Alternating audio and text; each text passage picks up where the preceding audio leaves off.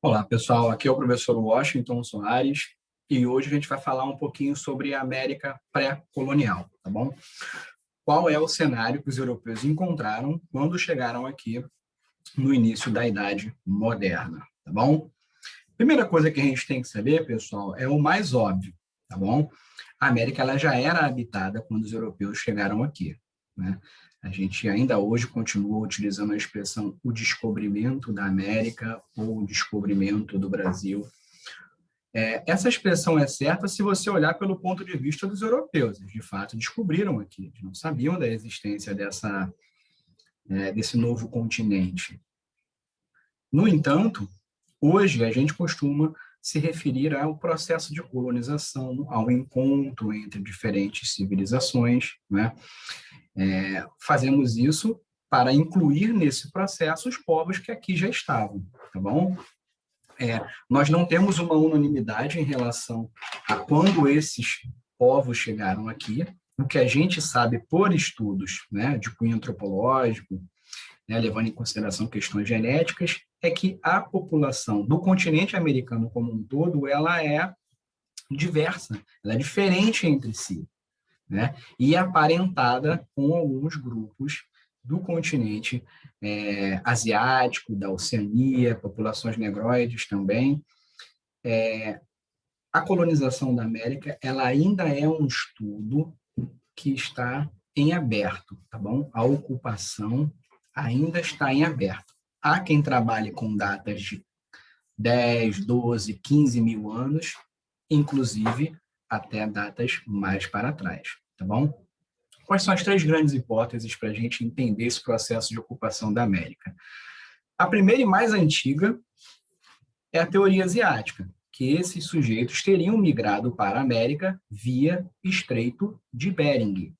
A gente vê aqui na figura na direita, o Estreito de Bering, ele divide basicamente, né, o que hoje é o Alasca, território dos Estados Unidos, e a Rússia.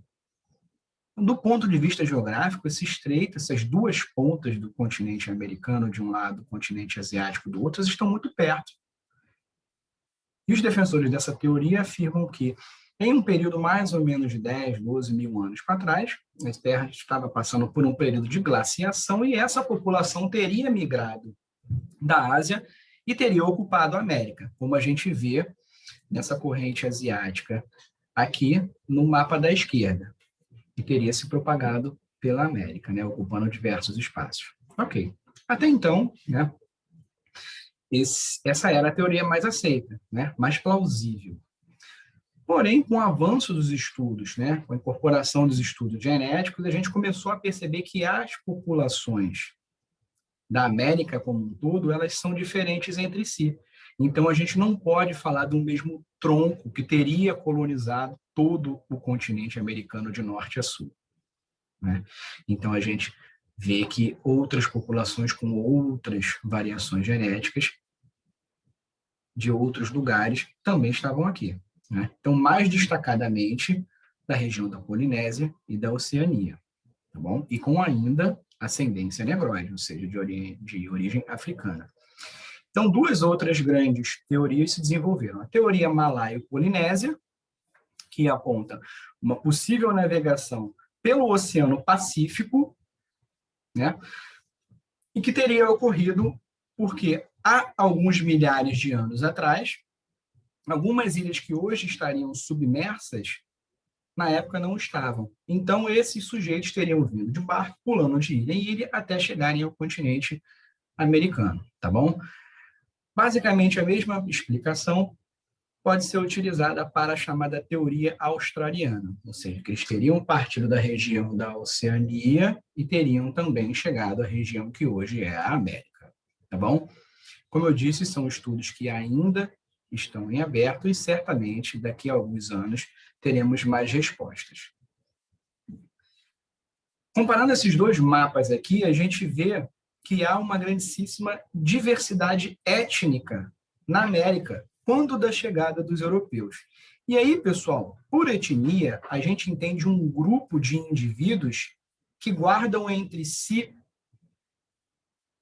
elementos culturais, esses mesmos elementos culturais servem a eles como um mecanismo para identificação do grupo.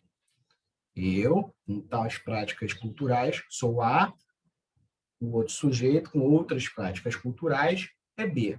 Dentre essas práticas culturais, a gente pode destacar o idioma, né? É um que talvez seja o mais acentuado, mas, para além do idioma, nós temos também práticas religiosas, práticas culturais de casamento, enfim, de organização social, que esses sujeitos desenvolvem para identificar-se entre si, tá bom? Como hoje nós não trabalhamos mais com o conceito de raça, utilizamos o conceito de etnia. É possível que algumas etnias tenham traços físicos, né, parecidos? Sim. É determinante para a identificação de uma etnia A ou B? Não, não é. Traços biológicos podem ser um dos fatores, não são, na prática, não são determinantes. Aqui a gente vê que nós encontramos esses povos aqui no Brasil, especificamente. Então, quando nós falamos desses povos pré-cabralinos, nós também chegamos à conclusão, pelo mapa, que estamos falando de uma população muito diversa entre si, tá bom? Hoje em dia, os estudos sobre ocupação indígena na Amazônia eles estão evoluindo bastante, né? E se alguns anos atrás nós achávamos que a região era pouco povoada, hoje o cenário está mudando. Ao que tudo indica, a região era bem mais povoada do que a gente achava, tá bom? Mas isso também ainda é um tópico em aberto. Quais são as principais características desses povos encontrados na região que hoje nós chamamos de Brasil? Primeiro, não há uma unidade política, ou seja, não há nada parecido com o que chamamos de Estado, ou seja, uma instituição que exerce o poder de violência sobre um determinado território, exerce o poder de impor leis ou centraliza e organiza o domínio de um determinado território. Isso não existe. Nós não temos o caso dos indígenas que ocupavam o território brasileiro. A maioria desses povos ainda viviam no modelo nômade, ou seja, eram caçadores, pescadores e coletores, tá bom? Eles circulavam por um extenso território, em geral um território basicamente conhecido por eles, e aproveitavam a sazonalidade da comida, né, dos peixes, dos animais e assim por diante. Pouquíssimas eram as tribos que dominaram a prática da agricultura. Em geral, quando dominavam, era da agricultura de subsistência, mais especificamente da mandioca e outras raízes, tá bom? Eram povos que não produziam excedente, ou seja, o que era produzido em termos de comida era para ser consumido naquele dia, né?